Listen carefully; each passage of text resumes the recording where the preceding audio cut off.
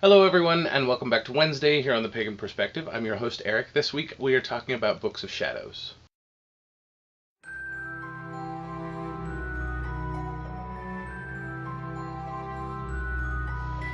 This week we're talking about Books of Shadows. I'm going to do the most minimum amount of editing to this video ever, so I'm sorry about how hasty this looks, but I have about an hour before I have to be in bed for work tomorrow, and it's just, you don't care, it's a long story, and I gotta go quick. So, jumping right in.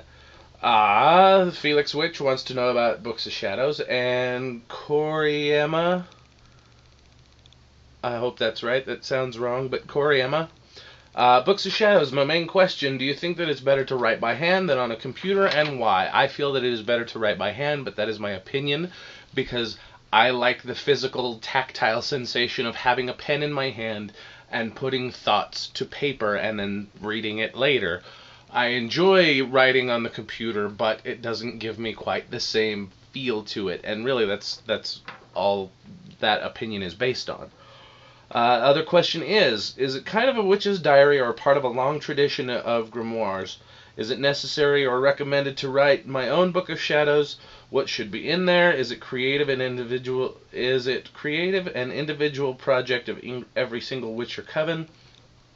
What do you think about more than one Book of Shadows of one witch? Okay, let's go into the quick rundown.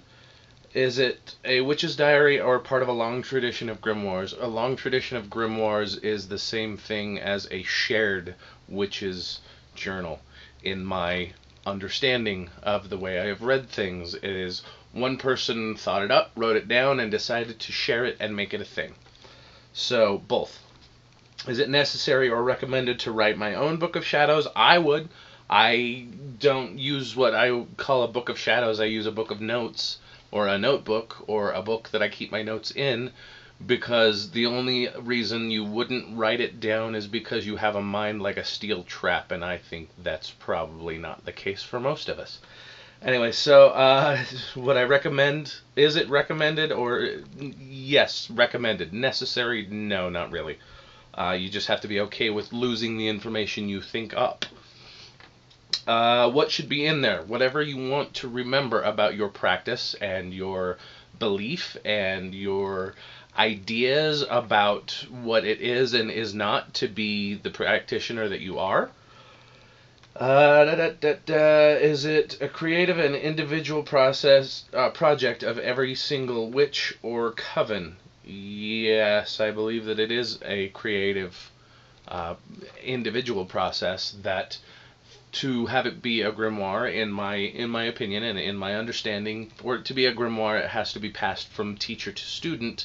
Elsewise, it is a Book of Shadows, or it is a personal journal, or it is a notebook that you keep your thoughts in, and therefore doesn't really make it a grimoire because you're not sharing it. Where was I? What do you think about more than one Book of Shadows of one witch? Well, this is the one I'm going to start, and this will just be, notes on runes and my personal belief and whatnot.